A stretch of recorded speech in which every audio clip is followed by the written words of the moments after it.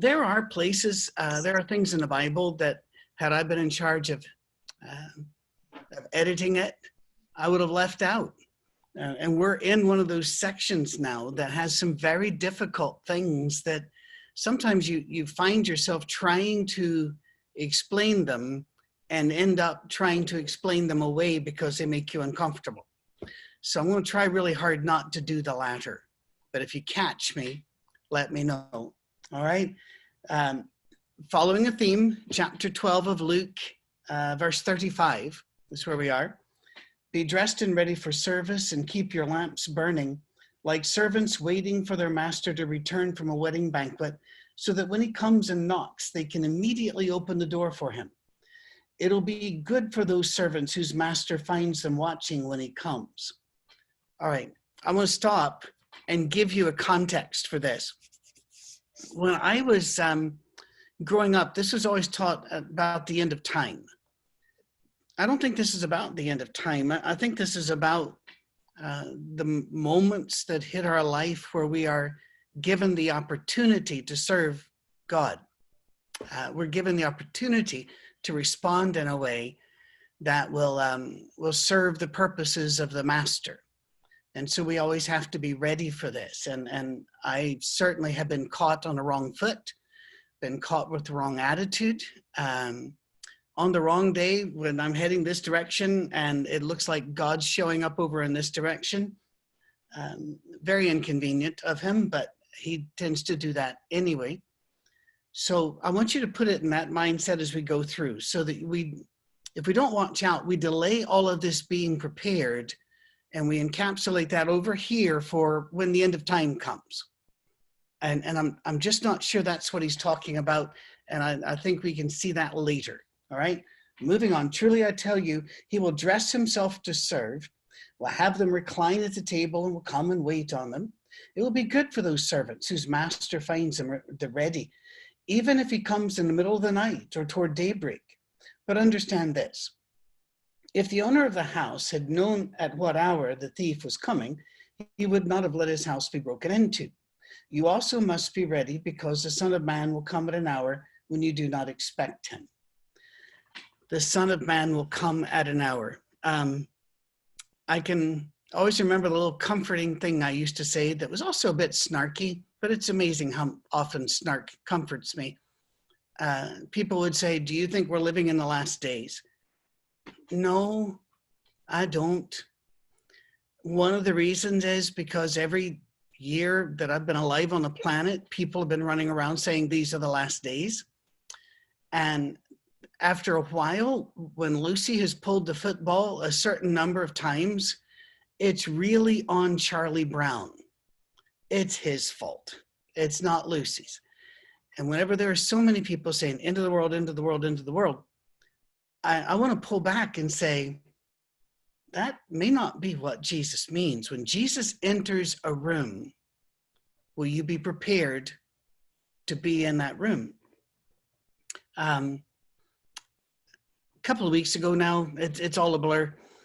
I did a Monday morning encouragement talking about how we are not digital. We don't live in a digital universe where it's 1 or 0, no other options, on or off, no other options. And I used a illustration of if I'm standing away 100 feet from a wall and I go halfway there, then I go halfway there, how long will it take me to impact the wall? And the answer is you'll never impact the wall. Because the universe is analog, there's always another area there. Now, why I'm bringing that up, I've gotten some letters, emails. Who writes letters? I've gotten emails from very troubled hearts. And they say they don't know how to respond to some of the things they're seeing on the news. I get that. I actually stopped news, I think 3 days ago now. I just need to take some time away. It was emotionally too rough about things I couldn't fix. I mean, if you're showing me something in Philadelphia, there's not much I can do about this. So moving on, the lady asked me, well, why, when people say Black Lives Matters and I say all lives matters, do they get angry because all lives matter? And my response to her is, well, first of all, understand that when you say Black Lives Matters, some people will hear politics. Some people will hear a movement. Some people will think what, you're not in charge of what they think. But here's why when somebody says Black Lives Matters to me, I say, yes, they do. And I don't go further. I don't say all lives matters, white, blue lives matters, and here's why. As a person who, at least some of his life as a pastor, I've watched a lot of people die and a lot of people deal with grief, whole lot more of the latter than the former. And let's say a woman has just lost a child to leukemia, and she says, it's wrong that babies die. And I look at her and I say, it's wrong that anybody dies. Do you understand how that would hurt at that moment? Because we're talking about her baby.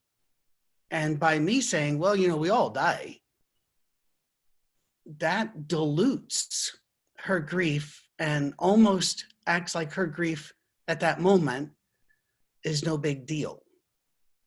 So while I'm not involved in any of the politics or the movement side of things, if somebody says Black Lives Matters to me, I say, yes, they do. Because that's true. And you can come back at me and say, all lives matter. Yeah, they do. But I think that Jesus wants to use that moment not to create an argument, but to acknowledge that you're here and you'll listen. Did you see the video before I stopped listening and watching the news of the sheriff in Flint up north of in Genesee County up in Michigan? When his men met the marchers, he looked at them and says, what do you want from us? What can we do for you? And then before they even answered, he said, well, I want you to know something. We love you. And he started pointing at people saying, watch out, that guy will hug you, which I always appreciate when that's pointed out. But he would talk, and then he says, they said, walk with us. He says, I'll walk with you. But more than this, because we can say a sheriff is a politician, and I think this guy was probably sincere. I don't like attributing bad motives without a reason. But also watch them. And as they walked, he's law enforcement, he's energetic. He kept moving a little bit in front and would catch himself and stop and try to get the black marchers around him and in front of him saying, where are we going? I think that was an excellent, and he did that 2 or 3 times before they finally got it. No, I'm not trying to lead you. I'm trying to be with you. It took all of the anger out. And Flint has had a long history of anger for good reason. By the way, Flint has been a mess. People of all sides have messed it up. And this encouraged me. And there was another sheriff's department in Texas that when they heard people were going to march, they said, if you want to march, march. But we're going to be in this park over here, and we want to just do a cookout so we can talk to you. And you can talk to us. Do you see how I mean about being ready to be Jesus no matter what the moment is, no matter how uncomfortable it might be? Our tendency is to push back. Mine is. I'm a great pushbacker, and it is almost never correct. There has to be another room there. Is there room for Jesus in the argument? I usually spot that, by the way, 2 or 3 days later. The problem is he didn't spot it at the moment. And I think that's what he's asking them to do, because they're about to go into some really dark days. The arrest, the trial, the crucifixion, the resurrection, and then the ascension of Jesus. All of this is going to be very dark times for them. He's got to get them ready to have a Son of Man moment, regardless of the time. I also like the phrase that he used. By the way, the chat room's open if you want to click on that. He didn't say the Son of God returns. He said the Son of Man. Jesus used that term on purpose. To us, it's become a religious title, but it wasn't to them. Son of Man was just guy. This person who is one of you. This being who walks with you. He's it's not going to be a dramatic moment. When he walks in, it may not seem like God's walked in. It may just seem like a guy's walked in, a woman's walked in. We got to find the Jesus moment, if there's a Jesus moment to be found. Anyway, I'm babbling on and on, but I hope this makes some sense to you. If we don't personalize this, this all becomes an end of the world thing, and we were baptized, so we feel really good, and we keep rushing through. You see what I mean? But here we go. I found that when you have a ditch and you're digging a hole and you're really good at it, why not keep digging? Jesus talks about, if you confess me before men, I'll confess you before my Father. In Romans chapter 12, that same word is used for confess and profess, because it's the same word. Your profession is what Jesus was asking for when he asked for confession. The way we live our lives is to show that we have a master, that we are under orders. So be ready. Be ready when it goes. If I'm being very honest, I don't have very many friends in this anymore. I just have a few. But I've had a lot of friends over the years that were in special operations groups, although that term was not used for all of them. And they always had a go bag in the boot of the car, the trunk of the car. You call it a trunk. A trunk is a front appendage of an elephant. This is the back appendage of a vehicle. Just say it. Anyway, the go bag, they told me it was food, ammo, weapons, papers. I didn't go through any of them. Oh, a medical kit, medic kit. But it was because no matter where they were under orders, and they could be having a 2-week vacation. But if they get the call, they got to go. They got to be ready. And I've often thought of that, thinking, well, that's kind of what we're supposed to be and do, I think. Always under orders. I'm looking over. Remember that Luke 11 ended with the woes to the Pharisees and experts of the law. I always like it when you bring up the context, really, because I need that too. Luke 12 began with Jesus pointing out the hypocrisy of the Pharisees. Is it possible that the rest of Luke is still within that context? Perhaps he hasn't left that context. He's talking about what they can and should expect. I think you're correct. We're still in that warning phase. Now there might be a shift in 41, but I'm not sure that there is. So let's hold on to that.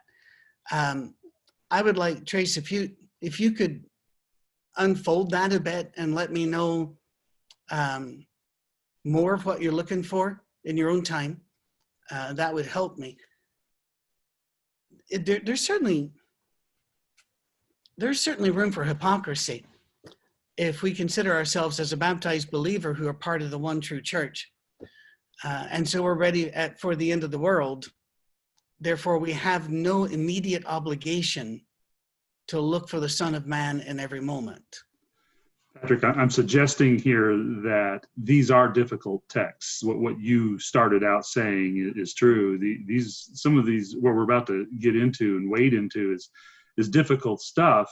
However, if it is addressing the context of his conflict with the Pharisees and their hypocrisy, all of a sudden I think it's not so difficult anymore to understand what he's about to say.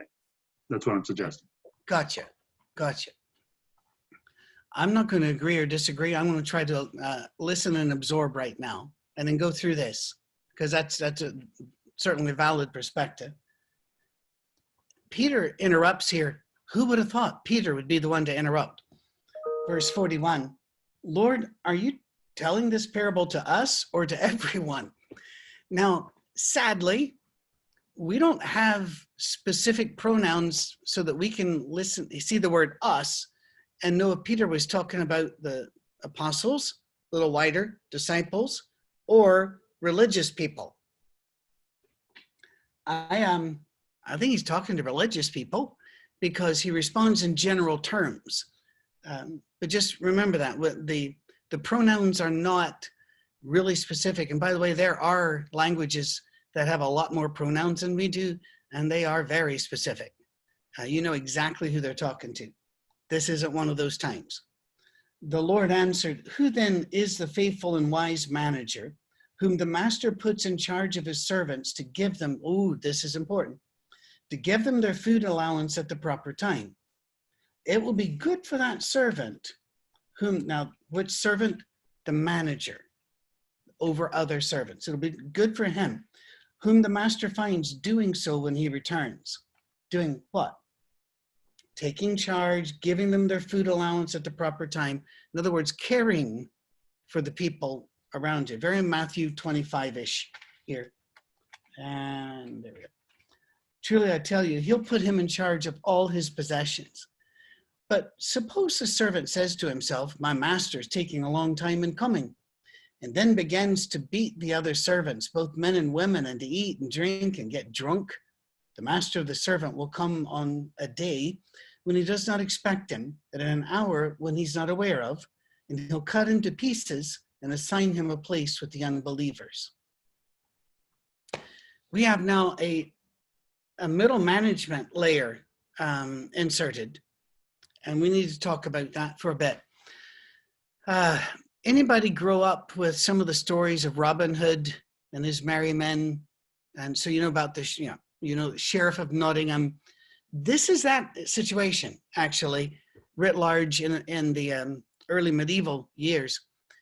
And by the way, Robin Hood might have been a real person, but we don't have much in the way of history. The Sheriff of Nottingham was a bad guy, and King Richard did leave bad people in charge of things because they were of the right class. I gotta tell you, classism is a real killer. But Sheriff of Nottingham, instead of treating his people correctly, actually did starve them to death because they weren't the right people. You're not allowed to hunt. Only the rich could hunt. It's pretty much the same way it is today in Britain. Not pretty much, it is. He taxed them. You know the story. And then King Richard eventually comes back, and oh boy, there's a real reckoning going on. That's very much the story. Can I leap into pure speculation here and then come back? But everybody needs to circle this part on the tape saying speculation happens. We used to think that Earth was unique.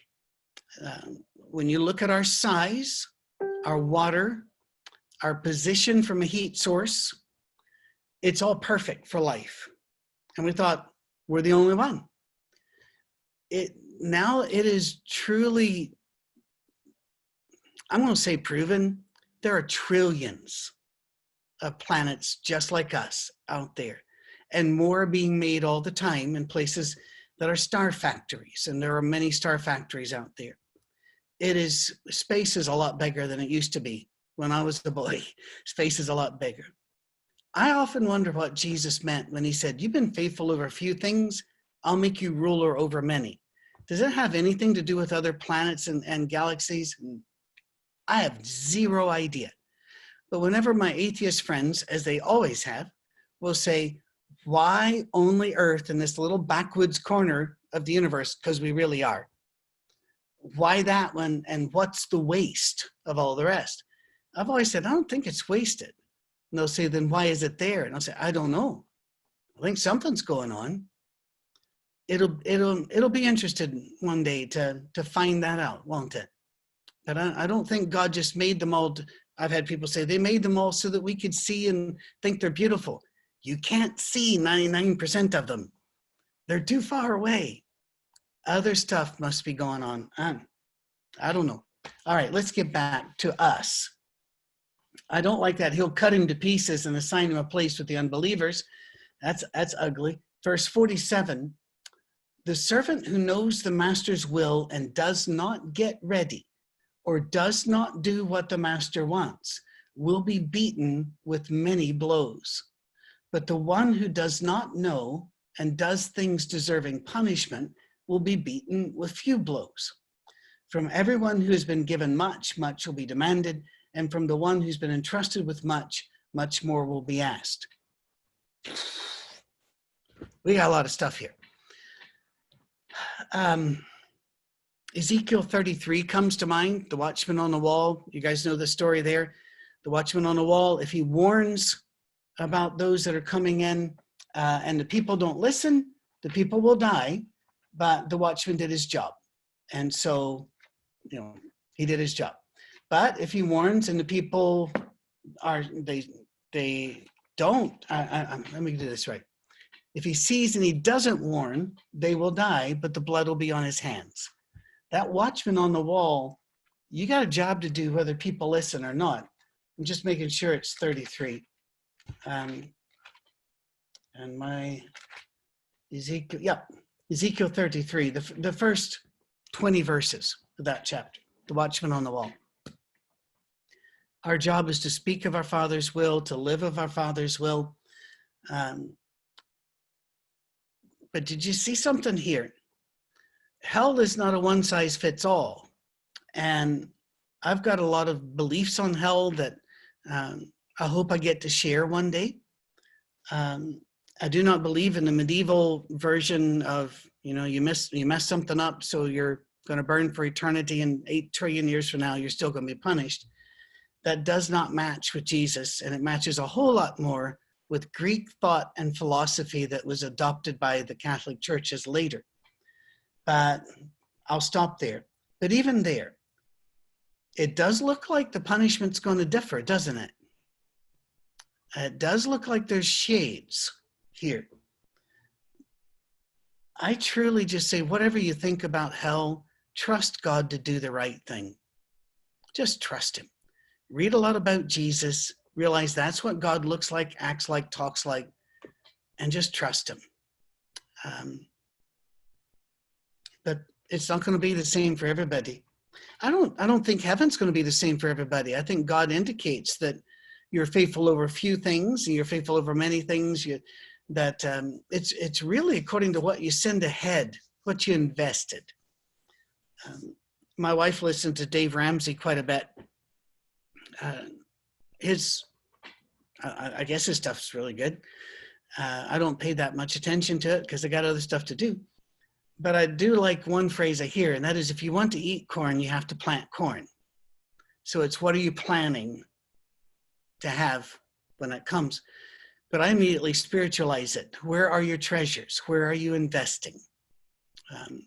In life and righteousness and goodness, that whole end of Acts chapter 2 thing, or that end of Matthew 25 thing. But God says there's a reckoning. And who is this to? This is to the middle managers. Have you noticed that? It's not to the common person. And so by middle managers, I'm meaning people like us and the clergy, because we're supposed to know stuff, and we're supposed to be working for Jesus, and we're supposed to be directing the people.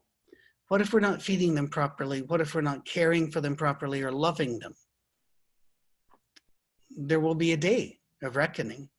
As you've heard me say many times, and I do try to bring it up every so often so people know, I got it from Rick Atchley. I don't know how long ago. He and I are good friends, and we make sure we get together from time to time. But he said, we got to remember we have the only job where God wrote a warning label and stuck it on that job. Yeah, we do. And you better believe that keeps me up at night. There's a Spider-Man line in here. Did you catch the Spider-Man line?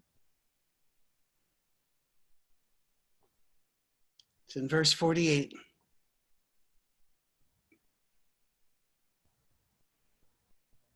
Do you remember when he is told, with great power comes great responsibility? That's scripture.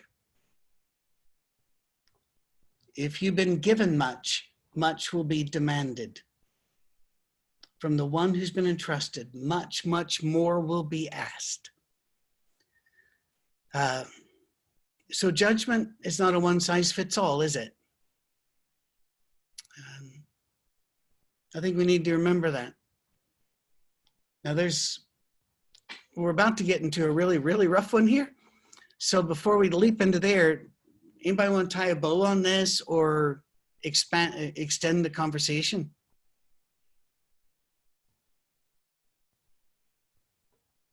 Oh, you're staying safe, are you? Topper, do the birds have anything they'd like to say? we had a parrot for a long time and rescued parrots, and so we would have more than one bird in the house. And I got to tell you something, if you have a Quaker parrot in your house, they always have a comment to make. It is hilarious, absolutely hilarious. We were down in Old San Juan, Puerto Rico last summer, and they have wild flocks of Quaker parrots down there, and every tree was an argument. It was hilarious. Cammie and I would go search out the trees and sit and read under them because we miss our parrots. But it's like, we called it Quaker cursing, because they would just walk through the room. What happened to you? Anyway, here we go. This is not part of the Jesus holding a lamb pictures. I have come to bring fire on the earth, and how I wish it were already kindled. But I have a baptism to undergo, and what constraint I am under until it is completed. Jesus was also a man under orders, although he was fully deity as well. I get that. Have you ever thought that if Jesus wasn't under orders, here he's indicating he wished there are some things he'd like to do, but that's not the plan. That's kind of stunning if you think about it. I've told myself, but I don't say this to other people because it just makes confusion. But we trust each other. This will go nowhere. People will say, well, why didn't God do this? Or why did God do that? And they're talking about modern things, not in scripture. And in my head, I hear, he might have wanted to, but it's not the plan. The Holy Spirit, the Father and the Son, they have a plan. And that plan, there are things God cannot do. God cannot be unrighteous. God cannot lie, the scripture says. God cannot break his promise. They have hemmed themselves in with the plan. Will they ever give up on humanity? No. Why? That's not the plan. That's just at least file that away in your head. Work with it some. He says, I want to do stuff, but I've got something to do. Anybody else feel that way? I mean, don't we all? There are times I'd like just to sit and read, but I've got to mow the lawn. Let's just do something really, right? It is so hard to learn the difference between the urgent and the important. And I've often thought the urgent yells a lot louder than the important. And we have to keep our ears open for the important. For example, I'm going to stick with the prosaic, right down on the mundane. Mowing the lawn, but your daughter needs to talk because her heart is broken. Urgent, important, right? I believe that weighing the urgent and the important is one of the hardest things I do every day. There are claims on our time. He had a job to do and he was focused on it. In fact, you remember when Peter said, no, we're not going to let them do that to you. What did Jesus say to Peter? Get thee behind me, Satan. And then he even made it a little rougher. He said, Peter, 3 times the devil's asked for you, and I've said no. Left unsaid there is, I don't have to say no the 4th time.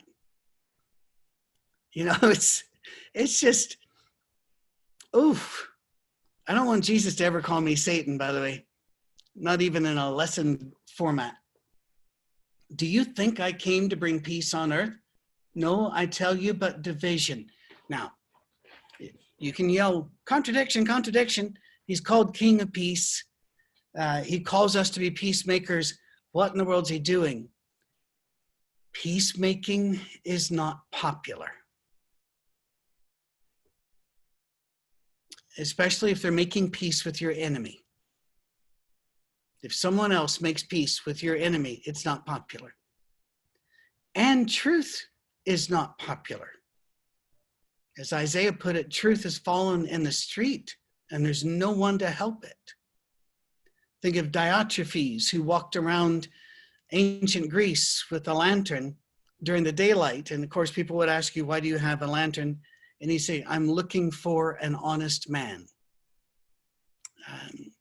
We have, is that Diotrephes? Or is that the guy with the sword? No, yes, that's Diotrephes. Guy with the sword was Damocles, right? They really should have chosen better, easier to remember names.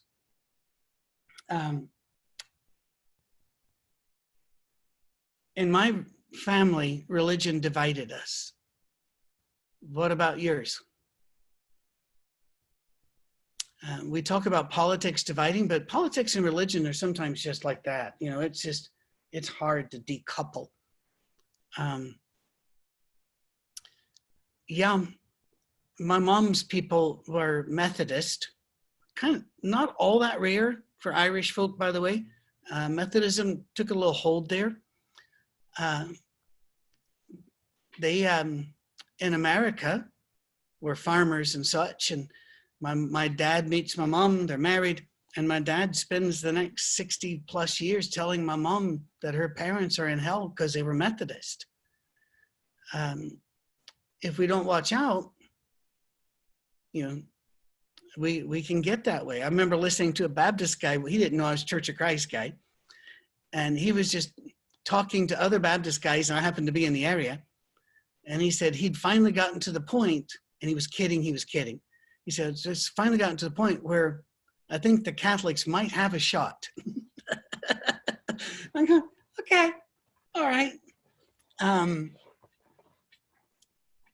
I will confess to you that I've lived my life sometimes in reaction rather than purpose, planned action.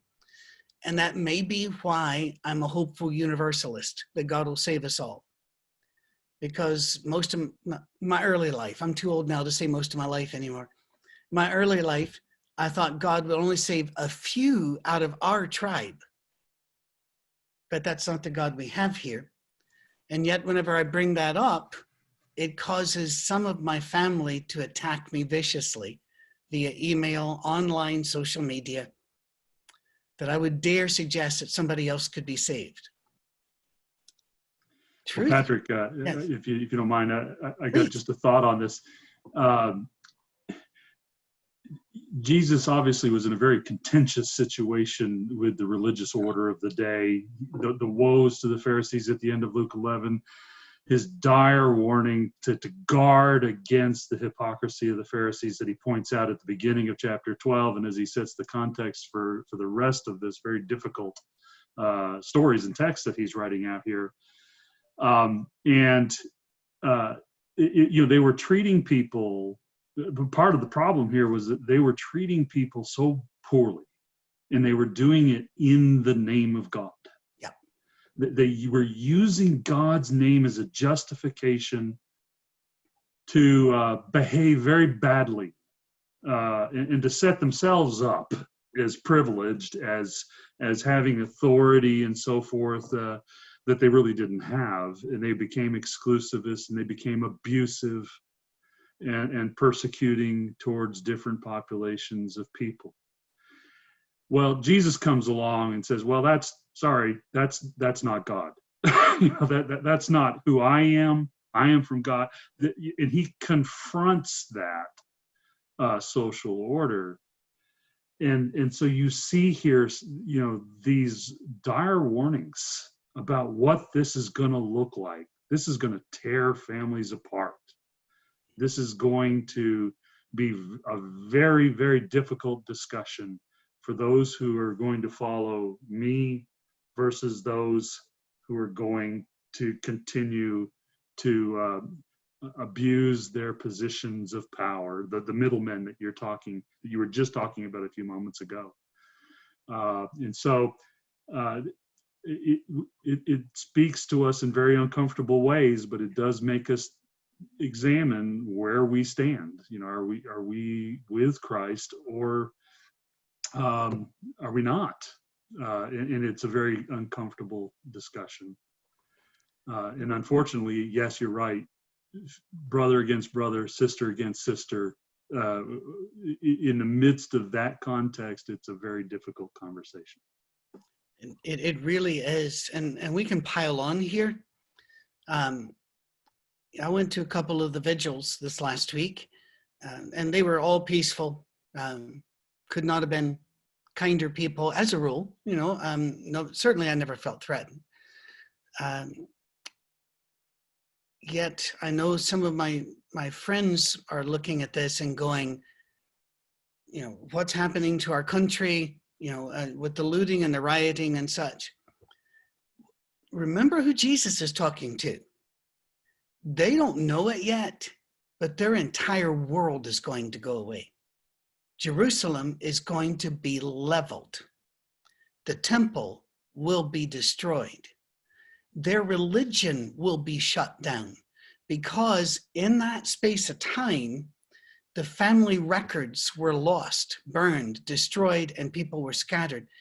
You cannot reinstitute the Old Testament worship today because there's not a Jew alive who can tell you what tribe they're a member of. Those things were lost. That's heartbreaking in the extreme to a Jew. I don't even know what to say, except I don't say anything. I learned from the book of Job. Don't say anything. Sit there with them quietly. Oh my goodness. And then their culture is gone. Their music is gone. Their books are taken away and kept safe. Yes, that's a good thing. But then after all of this, instead of healing, what happens? A family fight. For the first, I'm gonna make up a number if it's okay, because I'd have to round them off anyway. For about the first 100 years, Christians were looked upon as a member of the Jewish people, even if they were Gentile. And remember that long argument in the scripture about, well, how Jewish do they have to be? Circumcision and the like.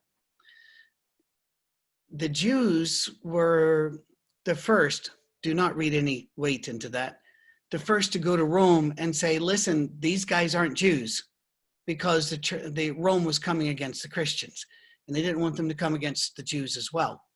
Christians did not behave themselves admirably in any stretch of the word toward the Jews. So it's not like the Jews started it, but that's our first record of them saying, we're not the same here. The Christians immediately said, no, we're not, and then went against the Jews. It was a family fight that lasted a very long time, well over 1,000 years, and you can make an argument some people are still waging it today. So is the warning here correct? Oh yeah, families are going to split. You have no idea what's coming, he would say. There is not in Luke, it only exists in Matthew. Well, Matthew's the most Jewish of the Gospels. He's the one that goes to the Christians, goes to the leaders rather of the day and says, oh boy, it is coming big. And if you think this is a rough passage, you need to read Matthew 23 and 24, particularly chapter 24, when he just unloads on the religious people and warns them, there's a day coming, you don't get to go get your go bag, basically. He says, if you're in the field, run. You can't go back into town.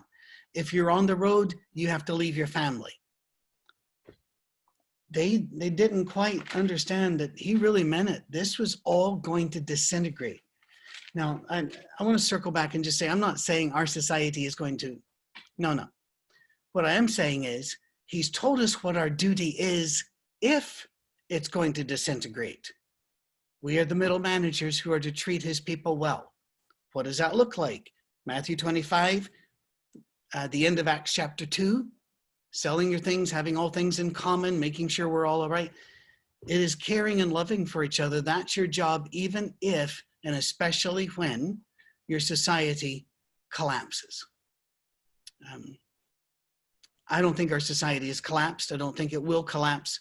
Please do not read too much into this, but read everything into my saying that no matter what happens, we are here to manage the gifts God's given us, the information God's given us for his good.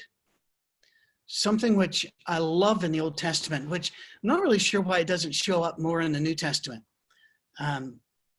People will start to do something like Joseph, and he didn't even start. When Potiphar's wife tried to seduce him, and here you are, a guy, handsome dude, ripped away from your home. You've been in jail. You've been a slave. Now there's this woman who's coming on to you. In the painting, she's always really pretty. We have no idea. And he goes, how can I do this against my God? In the Old Testament, they were really concerned about not harming God's reputation. You find it on and on. I don't want to leave a bad taste in anybody's mouth about God. So I better not do that. I'd better do this. So I'll do this in the name of God instead. I saw a very bizarre video making its rounds on Twitter and Facebook. I'm sure it's on Instagram as well. And this happened after I came back to the States, because it was dated 1987. Evidently, Oprah had a meeting, and everybody in the room I could see was white. And I don't know the backstory, but it was some county in Georgia where the people were trying to keep it all white. And they were arguing, and this is 1987. This isn't 27. So that was the first shocker. I truly got so uncomfortable watching it, because white people would stand up, church people, and say, this is what God wants, and he doesn't want the races to mix because this is what they're, and it was just, oh. Should we not be concerned about the reputation of God? Should we not be more concerned about the taste we leave in other people's mouths about God and church and religion? If you look during the years of slavery, there were always preachers willing to stand up to defend it. Now, to be honest, there were those that preached against it as well. But please remember, there's not a sin on the planet somebody won't stand up and say, no, God's in favor of this. There are many people who praise abortion and saying God's in favor of it. There are religious denominations who are officially supporters of Planned Parenthood. I don't get that. I'm very much anti-abortion. And so I can't get this. But it doesn't surprise me. We need to know that wrestling out the truth is always going to divide us somehow. But once we're divided, what kind of people must we be toward the other? I can truly tell you right now that there are people who consider me their enemy, but there is nobody on earth that I consider my enemy. Not a one. I will not shame them. I will not name them. I will not debate them. Although they try. No, not going to do it. I would like to find something here, and I took a real kicking from some folk this week, over the last 2 weeks, because I would not debate online social media. And I won't. Well, then answer this. No, I won't. I don't see it helpful. Say, here's where I am. This is what I do. And one of my favorite people on the planet, Barb and Dave, a doctor who works in Harvard, Dr. Cassidy, sent me this. I was struck today by the fact that Jesus would likely disappoint the crowds because he wouldn't be holding a sign in a protest, nor would he be running for office. It says so much that the literal savior of the world decided to spend his time primarily pouring into 12 people, but loving others he came into contact with in very tangible ways. You did good, Cassidy. I can't change the world, but I can love that person. I can't, in fact, I'm not sure how I can use this. I'll use this and let you just percolate all you want. there was a discussion between an atheist and a black man about not anything to do with atheism. I just want to let you know he's an atheist. And he's the one that recorded it. Happened this week on how we can come together. And the black man there said, the races will never come together. Now, by the way, I would fight that whole concept of race, but I'm going to let the guy talk. The races will never come together because as long as one person disagrees, then they've not come together. And the black man was arguing, we need to come together one-on-one, not trying to do the whole thing in one bite, but one-on-one. And then when you meet the next person, that person. And when you meet the next person, that person. And I was reading that when Chelsea sent this to me. It was like one of these God things hitting me. Just stay the course, love the people you're around, keep going to the vigils, meeting these people.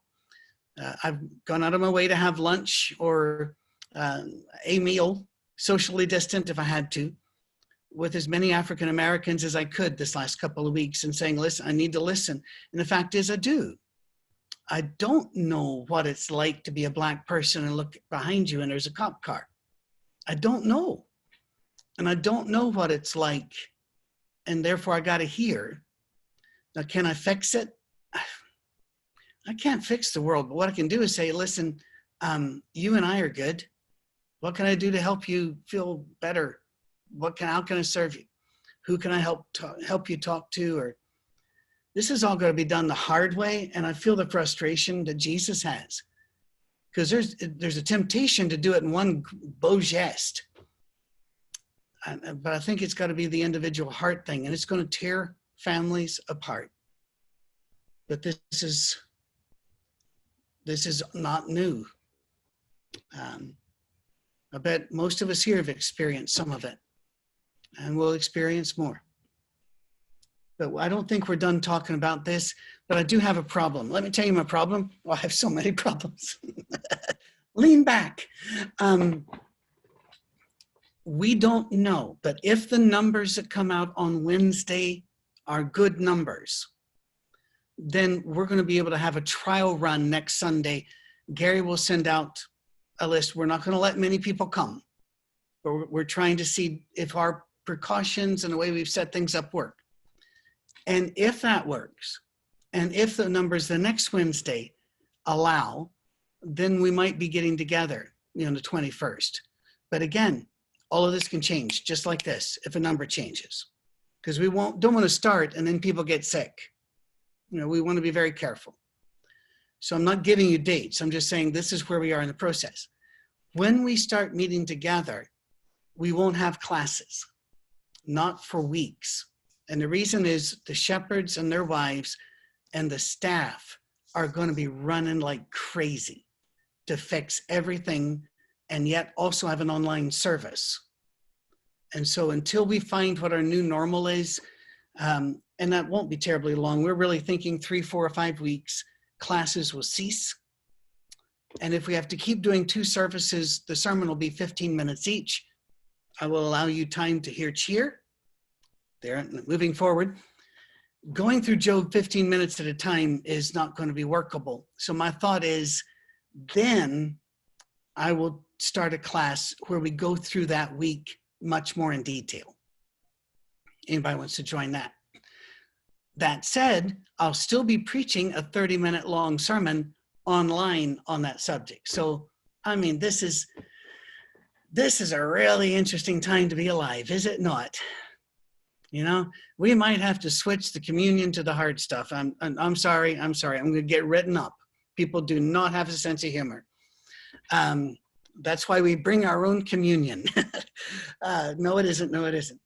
Just would you pray for the staff and the shepherds, because we know the decisions we make are life-changing. And we don't want them to be life-changing in the negative. So pray. We need wisdom. All right? We need wisdom. I got to listen to some really cool ministers today, by the way. Johnny Bond of a tiny church in Bastrop, Texas, taught one of the best sermons about waking up to his own racism that I've ever heard. Jonathan Stormont he was the guy that replaced Mike Cope in Highland and Abilene. He's down Pleasant Valley in Arkansas. Amazing sermon. Go out there and avail yourself of these and listen to these men and women who are pouring out their hearts. You're going to find God's at work on the planet. And God is trying to prick our hearts. He's trying to change us. And we all need change. Anything anybody want to say or do? All right. Love you. Look forward to when we will be meeting next Sunday regardless. But I just wanted to give you a heads up. All right. I'm on here, Zoom. Even if the numbers go bad, we'll be here for a long time. If they keep going good, we'll at least have next Sunday. All right. Love you guys. If you need me in the meantime, please give Gary Schrader, give me a call and we'll cheer you. Bye. Thank you, Patrick. Thank you.